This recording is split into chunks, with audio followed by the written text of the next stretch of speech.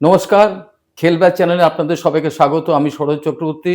আজকে আড্ডা মারতে এসেছি অমিত ভদ্রের সঙ্গে এবং অমিত ভদ্রকে আপনারা যারা জানেন তাদেরকে নতুন করে বলার কিছু নেই। যারা জানেন না বা নতুন প্রজন্মের অনেক বড় মাপের একজন স্টপার ছিল এবং জাতীয়, আন্তর্জাতিক ফুটবলেও অনেক দাপিয়ে খেলেছে। তার সঙ্গে আড্ডাটা কেমন হয় আপনারা শুনুন। পিকে ব্যানার্জি, অমল দত্ত কোচিং যারা কোচিংয়ের সংস্পর্শে যারা এসে খেলোয়াড়, তাদের তো দুটো এত বড় ব্যক্তিত্ব এবং দুজনের সঙ্গে একটা বিবাদ। এই সব নিয়ে তাদের দুটো চরিত্রকে তোমাদের কোচ হিসেবে পেয়ে কেমন লেগেছে বা কোথায় মনে হয়েছে যে এই মানুষটা এরকম, এই মানুষটা এরকম?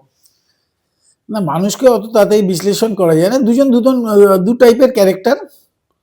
প্রদীপদার ভীষণ ভালো একটা বলবো ম্যান ম্যানেজমেন্ট, মানে প্রদীপদার আন্ডারে তুমি যদি মানে যাকে বলো সব রকম যাকেই দাও, মানে স্টার দাও, অনামি দাও, যাই দাও, কাকে কিভাবে সেগ্রিগেট করে কোথায় কিভাবে কাজে লাগাতে পারবে উনি বোঝে। অমূল্যা হচ্ছে আবার একটা নিজের থিওরিটা কাকে কাকে দিয়ে লাগাবে, অমূল্যার মধ্যেও একটা পুরোটাই একদম যে আমি এই ধরনের খেলা ভাবছি, এটা কে পারবে, এটা হয়তো সত্য পারবে, এটা হয়তো দেবাশিস আমাদের মিশ্র হয়তো পারবে না। দেবাশিস মিশ্র দেবাশিস মিশ্র কিন্তু বড় প্লেয়ার ছিল, হ্যাঁ, হয়তো দেবাশিস মিশ্র এটা পারবে না, হয়তো ও চাইছি রান, দেবা হয়তো রানটা পারবে না, দেবার মধ্যে আবার ইনস্টেপটা ভালো, হ্যাঁ, এইগুলো করতো। সেটা হয়তো সব কোচই তাই ভাবে। অমলদা একটুখানি যাকে কেয়ার করতো প্রায় মন প্রাণ দিয়ে করে ফেলতো, বড্ড বেশি ভালোবাসতো, ফলে বড্ড বেশি নির্ভর করতো, বড্ড বেশি নির্ভরও করতো, ভালোবাসতো, নির্ভরও করতো। ম্যাচ খারাপ খেলেছে মানে না, সে গালাগাল দিত না কোনোদিন, গালাগাল না। তখন মানে যে যার উপর নির্ভর করতো, আমার মনে হয় সেই নির্ভরতা প্লেয়ারটাকে বাধ্য করতো যে সবকিছু উজাড় করে দিতে, ফলে সে সবকিছু উজাড় করে দিত অমলদার সময়। প্রদীপদার ক্ষেত্রে আমি বলবো না যে কেউ উজাড় করে দেয়নি, আমরাই 88 সালে প্রদীপদার জন্য কি না করতে হয়েছে, সে তাতে মানে হার্ট ট্যাকেল থেকে লড়াই সবকিছুই করতে হচ্ছে। তখনকার ফুটবলে তো ট্যাকেল অনেক অ্যালাউ ছিল, অনেক টাফ ফুটবল হতো তখনকার, অনেক কিছু অ্যালাউ ছিল যেগুলো আজকালকার ফুটবলে নেই। ফলে সেইগুলোর মধ্যে ইনজুরি মাস্ট, মানে ইনজুরি হবেই হবে, এরকম ব্যাপার আছে। আমাদের জেনারেশনে যে ফুটবল খেলেছো ইনজুরি হয়নি মানে পাওয়া যেত না, এক্সেপশনাল এক দুজন আছে, ইনজুরি নেই, মেজর ইনজুরি নেই তো হয় না। সেই জন্যে প্রদীপদার ক্ষেত্রে তাই হয়েছে। ফলে দুটো কোচ, এই দুজনেই তো ছিল দাদা। শোনো, এবার প্যারালালি আসবে আর একটা প্রশ্ন আসবে নঈমদার কথা। নঈমদা এবার আসবে, তখন হ্যাঁ, অরুণ ঘোষের থেকে আমি কোচকে বড় টিমে যেহেতু পাইনি, নঈমদাকে পেয়েছি, জহরদাকে পেয়েছি, সুভাষ ভৌমিককে পেয়েছি, মানে বড় টিমে। এমনি ছোট টিমে আমি প্রবীর মজুমদার থেকে আরম্ভ করে বহু কোচ পেয়েছি, গবাদাকে পেয়েছি। কিন্তু এই বড় টিমের কোচিংয়ে এ দুজন একটু অন্য জায়গায়। নঈমদা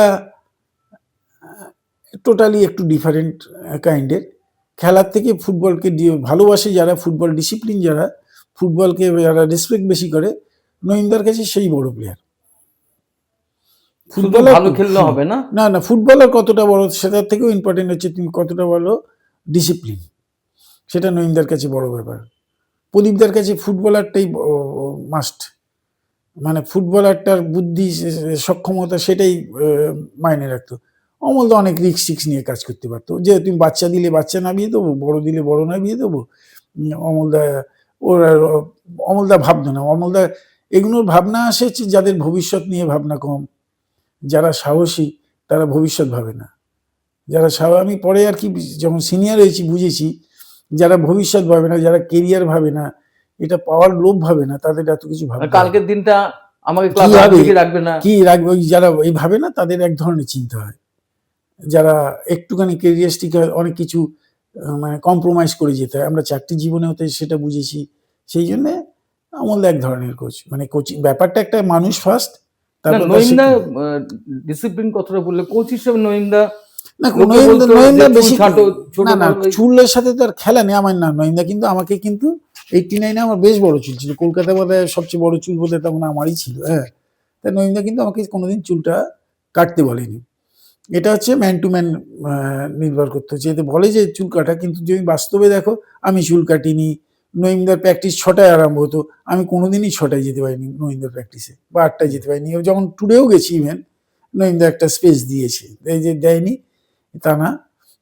মানে তোমার উপর নইমদা একটা অবদান বা ভূমিকা বা না প্রভাব। অবদান বলবো না, বুঝতো যে এর উপর বিশ্বাস রাখতে হবে। তো আমাকে চুল ছাটিয়ে নিয়ে গেল, আমি অথচ পারফর্ম করলাম না। চুল ছাটিয়ে নিয়ে গেল, ঘুম চোখে নিয়ে গেল, আমি মাঠে ধরুন 10 মিনিটে প্র্যাকটিস করে আবার ঘুমোতে ঘুমোতে চলে গেলাম। আমায় যদি 8টায় প্র্যাকটিস অ্যালাউ করলো, তা নইমদা তো এক্সট্রা করাতো প্র্যাকটিস, দেখা গেলো না আমি তো বরং এক্সট্রা 1 ঘন্টা প্র্যাকটিস দিচ্ছি। ফলে এইগুলো অ্যাডজাস্টের ব্যাপার, বা এক একজনকে বোঝার সুভাষ ব্যাপার। ভৌমিককে তারপরে কিরকম লাগলো এই 3 জনকে পার করে সুভাষ ভৌমিক?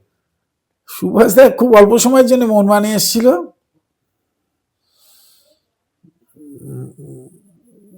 সুভাষদার ইচ্ছে প্লেয়াররা একদম মডার্ন স্টাইলে, ভারত সারা পৃথিবীতে প্লেয়াররা যেভাবে মানুষ হয় ঠিক এই ফেসিলিটিসই পাক, প্লেয়াররা রাজার মতো থাকুক,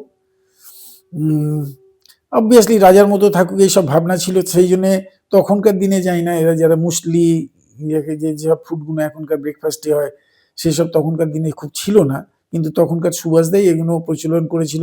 প্লেয়াররা ভালো খাক, প্লেয়াররা ভালো থাকুক, প্লেয়াররা বেশি পাক, এইটাই ছিল তার প্রাইম ক্রাইটেরিয়ার মধ্যে পড়তো।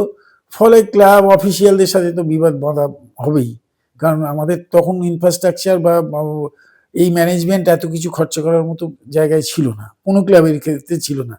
ফলে এগুলো অত্যধিক বাজেটের মধ্যে পড়ে যেত, হয়তো সেই কারণে ক্লাবদের মধ্যে ওর জনপ্রিয়তা কম, অফিসিয়ালদের কাছে জনপ্রিয়তা কম ছিল। আদারওয়াইজ প্লেয়ারদের জন্য ছিল ভালো লোক, অফিসিয়ালদের জন্য কিরম লোক ছিল আমি জানি না। আর টেনশন করতো খুব, মানে ম্যাচটা হওয়ার আগে খুব বেশি টেনশন করতো, ওই জিতবো কি হারবো কি, মানে এত টেনশন করতো। যখন ওটা প্রফেশন হিসেবে নিয়েছিল, ওইগুলো এখন বুঝি যে ওগুলো বিসর্জন দেওয়াই উচিত ছিল, নাহলে কতদিন বাঁচবে ওই টেনশন নিয়ে।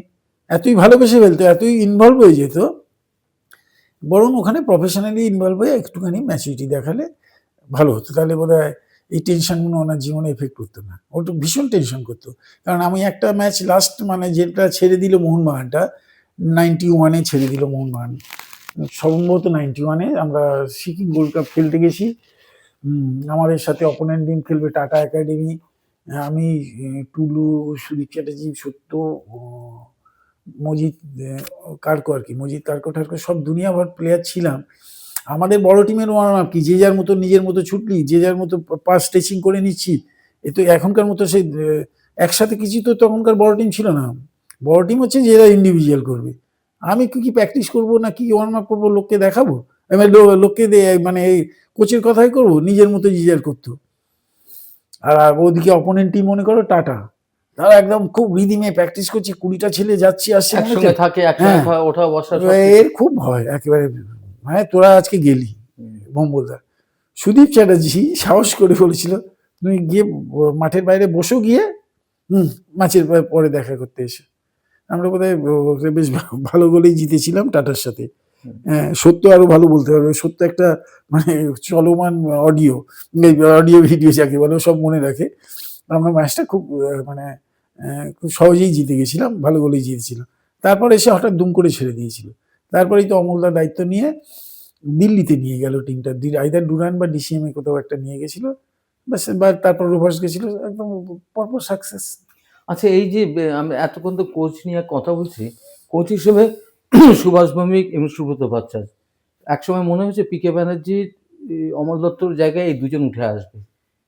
সেইভাবে সুব্রত ভট্টাচার্যের সাফল্য আছে, আইডি আছে, কিন্তু মানে এরা সেই সুভাষ ভৌমিকেরও সাফল্য আছে, কিন্তু লোকে কিন্তু সেই অমল দত্ত পিকে মানে এদের কোচ হিসেবে মানেনি, মানে সেই স্বীকৃতিটা দেয়নি। হ্যাঁ, এরা সাফল্য পেয়েছে, সাফল্য ধরো একটা ভালো টিমে আমি ধরো ম্যানেজার হয়ে গেলাম, আমি ধরো একটা টিম নিলাম, আমাকে দুম করে ধরো মোহনবাগানের যদি এটিকে এখন ম্যানেজার করে দেয়, আমি বেশ দু একটা তো অবভিয়াসলি কিছু ফুটবল খেলেছি, মানে কিছু তো জানি আর বাবা, সেটা নয় বললাম, তাতে টিম চ্যাম্পিয়ন হলো, তাতেই আমার প্রমাণ করে না যে আমি দারুণ ফুটবল বোদ্ধ হয়ে গেলাম। ভালো কোচের, ভালো কোচ হচ্ছে সামথিং জেকেছে একদম, মানে গ্রাসরুট থেকে তার ট্যালেন্ট বুঝে মাঠের ওই ট্যালেন্টটা কোথায় কাজে লাগাতে হবে, হ্যাঁ, অনেক সময় সাপেক্ষের ব্যাপার।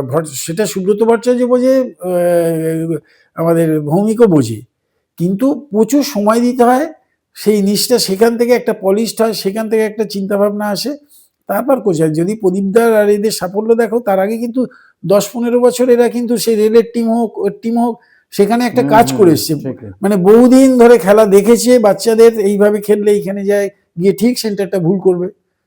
ফলে এই ভুলটা সব টিমই করছে যখন, এটা একটা তার মানে আমাদের বাঙালিদের ভুলের একটা একটা অভ্যেস। ফলে এই অভ্যেসগুলোকে পাল্টাতে হয়, এইগুলোকে কোচিং বলে। তা সেটা এত তার ভট্টাচার্য সেইভাবে, সুব্রত ভট্টাচার্য বা ভৌমিক সেইভাবে কোচিংটাকে সিরিয়াসলি নেয়নি। নিলে অবশ্যই পারতো, এই যে নিলে পারতো না আমি বলবো না, নিলে এরা অবশ্যই পারতো, ভট্টাচার্য পারতো, সুভাষ ভৌমিকও পারতো, কারণ তাদের কাছে প্রচুর এক্সপিরিয়েন্স ছিল, প্রচুর ফুটবল না, আমি খেলার দেখেছি এক্সপিরিয়েন্স। ৯ দশকে, আমি এই কারণে বলছি অমিত, ৯ দশকে কিন্তু মানে বাইচুংদের টিম, মানে বাইচুং, অ্যালভিটো, এরা যারা তখন, তারা সুভাষ ভৌমিকের অন্ধভক্ত। তাদের কাছে সুভাষ ভৌমিক মানে পিকে ব্যানার্জি যেমন গৌতম সরকার এদের কাছে ছিল এরকম, আর এদের কাছে কিন্তু সুভাষ ভৌমিক না একটা না, ওটা পপুলারিটির কারণ। সুভাষ ভৌমিক বললাম তো, প্লেয়ারদের জন্য এত কিছু করতো, প্লেয়াররা দারুণ ভালোবাসতো সে কারণে, এত কিছু মানে মানে অফ দ্য ট্র্যাকে যাকে বলে অনেক কিছু করতো প্লেয়ারদের জন্য। সেই যদি আমার সামনে তুমি আমার জন্য, আমার ধরো একটা কিছু বুট পাইয়ে দেবে, কথার কথা একটা এক্সাম্পল দিলাম, জন্য যদি অফিসিয়ালের সাথে মারপিট করো, যে অমিতের বুটটা যদি না হয়, ও কিন্তু কালকে তোমার বুটটা পাইয়ে দেওয়া, তা এরকম করলে তো অবভিয়াসলি প্লেয়াররা ভালোবাসবে, সেটা এটা তো আছেই। ফলে ভালোবাসাটা আশিয়ান কাপ জয় সুভাষ ভৌমিককে মানে মাথায় একটা অন্য মুকুট পালক আমরা যদি বলি, অবভিয়াসলি, কারণ এটা একটা বিদেশের টুর্নামেন্টে পরপর কয়েকটা ম্যাচ জেতে, যে কোনো একটা টুর্নামেন্ট মানে 4-5টা ম্যাচ জেতে, 4-5টা ম্যাচ জিততে গেলে একটা যে বাঁধন লাগে, যে শৃঙ্খলা লাগে, সেইটা সেই কদিন রাখাটা কোচের সাফল্যের মধ্যে পড়বে, অবশ্যই পড়বে। আশিয়ানা কাপ আছে, এরকম কয়েকজন মানে ক্লাব লেভেলের বিদেশি স্বীকৃতি, আমি বলবো 94-এর 89-এর কলকাতা নেহেরু কাপটাও, মানে ক্লাব কাপ নেহেরু কাপ, যেটা নেহেরু কাপ তো তুমি তো দারুণ খেলেছো। ক্লাব কাপ নেহেরু কাপ, সেটা কনসিডার করলে অনেক, সেদিনকে সেই তার পরের দিনের আনন্দবাজার দেখলে বোঝা যায়, মানে দেশীয় ক্লাবের মানে কনসিডার করা হচ্ছে মোহনবাগানের বা ইস্টবেঙ্গলের বহু পারফরমেন্সকে, যে বিদেশি টিমের এগেনস্টে, বলছে এটা তার থেকে বেশি বই খারাপ না, ভালো বই খারাপ হয়নি, কারণ আমরা প্রায় সেমিফাইনাল পৌঁছে গেছিলাম একটা বিতর্কিত পেনাল্টিতে, বাবুমানির পেনাল্টিতে আমরা টুর্নামেন্ট থেকে সেমিফাইনালে ছিটকে গেছিলাম। ফলে থাকে সব টিমেরই এক এক জায়গায় বিভিন্ন পারফরমেন্স, ভালো ভালো পারফরমেন্স থাকে। তবে আশিয়ানা কাপ থাকবে এর মধ্যে, বিদেশি সাফল্যের মধ্যে মোহনবাগানেরও নিশ্চয়ই কিছু আছে, মোহামেডানেরও আছে, ফলে এগুলো তোই অ্যাচিভমেন্ট। এতক্ষণ আমরা কথা বলছিলাম খুব প্রাক্তন বিখ্যাত একজন স্টপার, মানে আমি মনোরঞ্জন, সুব্রত ভট্টাচার্য, এদের পরের প্রজন্মের যদি কাউকে ধরা হয়, অমিত তাদের মধ্যে একজন, অমিত ভদ্র। আমি তার সঙ্গে আরেকটা নাম যোগ করবো, তরুণদের এই প্রজন্মে, তাই মনোরঞ্জন, সুব্রত ভট্টাচার্য, তরুণদের এই পরের যে প্রজন্ম বা তরুণের সঙ্গে খেলেছে সবার সঙ্গে, কিন্তু পরবর্তী পর্যায়ে ভালো খেলোয়াড় হিসাবে প্রতিষ্ঠা পেয়েছে অমিত ভদ্র। তার সঙ্গে এতক্ষণ কথা বলে খুব ভালো লেগেছে, অনেক প্রাণ খুলে অনেক প্রশ্নের সরাসরি জবাব দেওয়ার জন্য কোথাও দ্বিধা করেননি, তার জন্য তাকে ধন্যবাদ, অভিনন্দন। আজকের মতো আমাদের আড্ডা এখানে শেষ করলাম।